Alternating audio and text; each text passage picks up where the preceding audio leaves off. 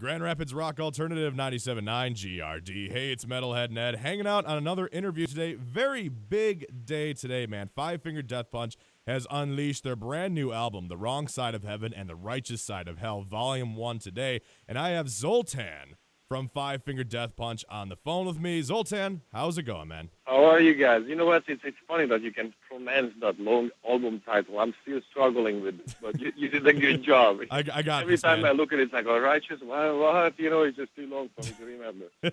Yeah, for sure. Well, obviously the new album came out today. How do you feel about the new album, man?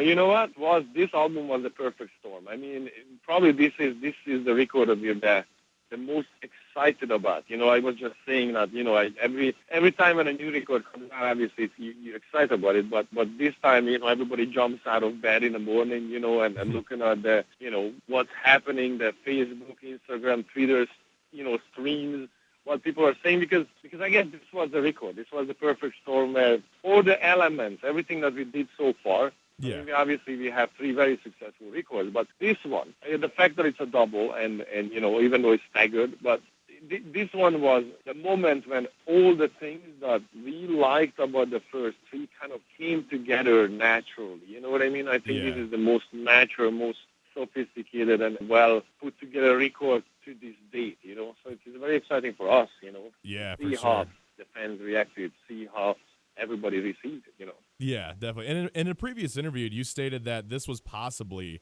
the best material that you guys have ever created. How would you say that this album is kind of different from the other ones, or is it any different? How would you kind of put that? Well, it's, you know, we have a sound. You know, we have a core sound that we are, how it sounds like, and I think that's an important thing. There, you know, you put in Iron Maiden, you know it's Iron Maiden. You put in Metallica, you put in Judas Priest, you know, whatever band has a tone, you know, an overall tone. When you put for a couple of riffs, or in the second you hear the vocals, you know who that is, you know. Right. So we have that sound that I think kind of became Five Finger Death Punch, and we're not gonna derive from that too far away, because that's how we sound like. It's not gonna happen that all of a sudden you're gonna have some jazz flute in the music. It's not gonna happen.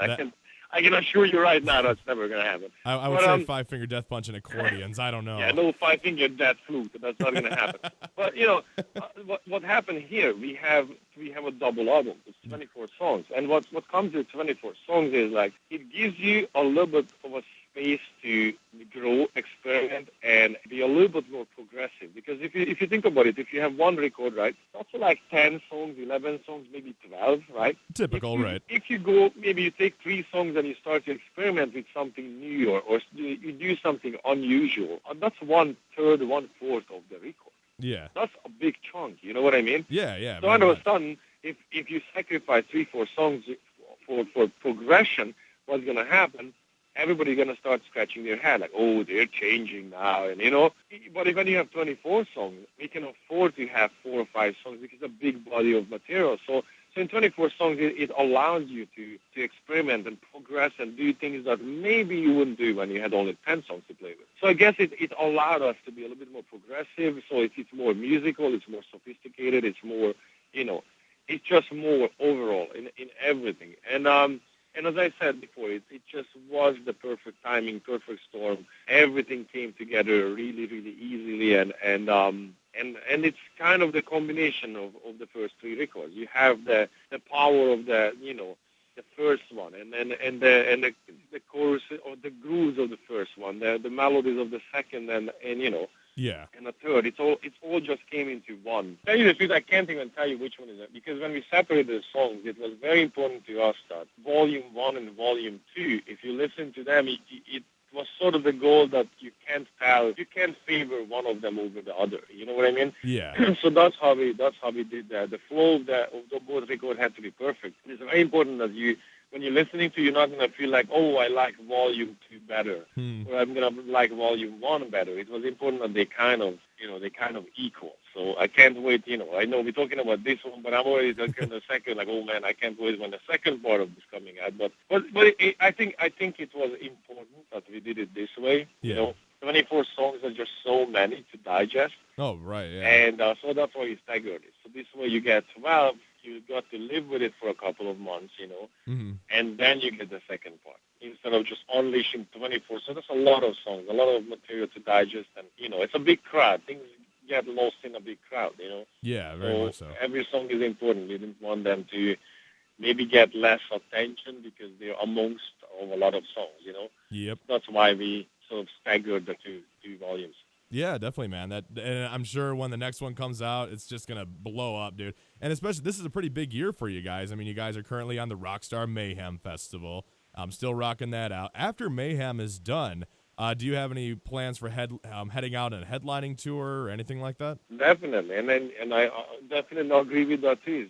It's just everything came together the right way. We are, right now we are in Atlanta on co-headlining Mayhem Festival with Rob Zombie. Lift Me Up is number one on Active Rock Radio, and the record is coming out today. I mean, this whole thing just came together absolutely perfectly. Like the timing was the universal alignment just happened for us. So Yeah. really exciting times. And once we're done with this, we're gonna have a couple of weeks off and pretty much headlining tour across U.S., Canada. Oh, okay. And after that, we're going to Europe. We're gonna do a run with Event Sevenfold in Europe.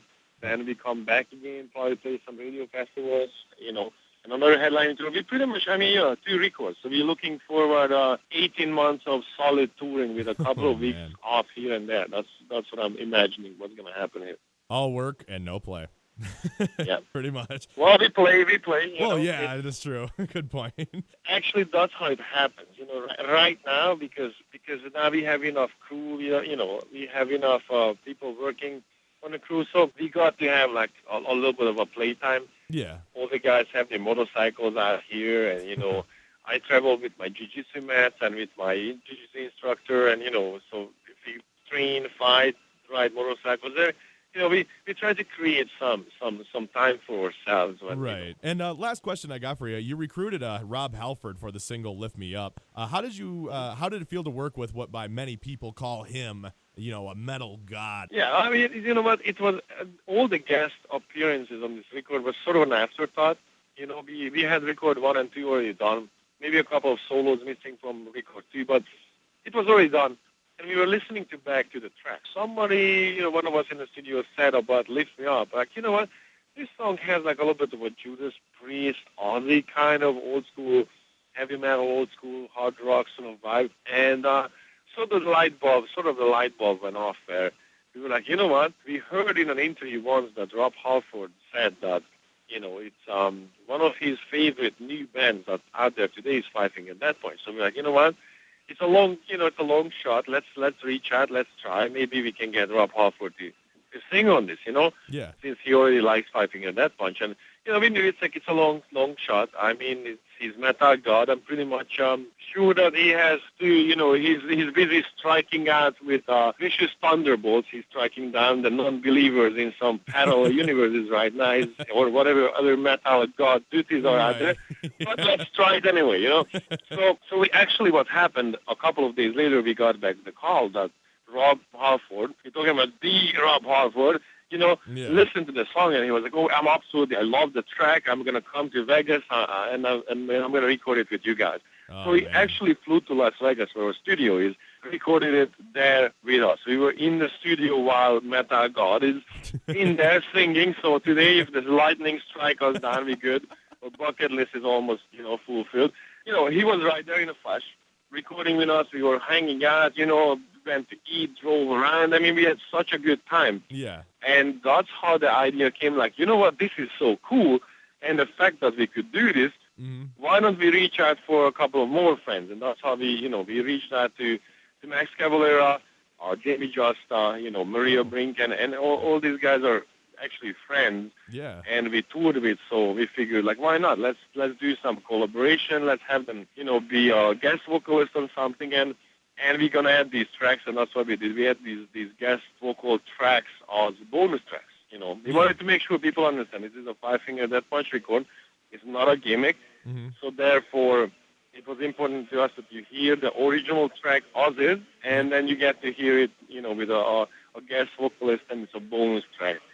Yeah, so So it it's really sort of like kinda an mixes extra it. good, an extra Christmas present, so to speak. Zoltan, thank you very much, man. Anything that you want the fans to know? Are you guys coming to Grand Rapids, Michigan at all? Do you know, or anything? Well, Michigan is been always a stronghold of this band. Oh, yeah.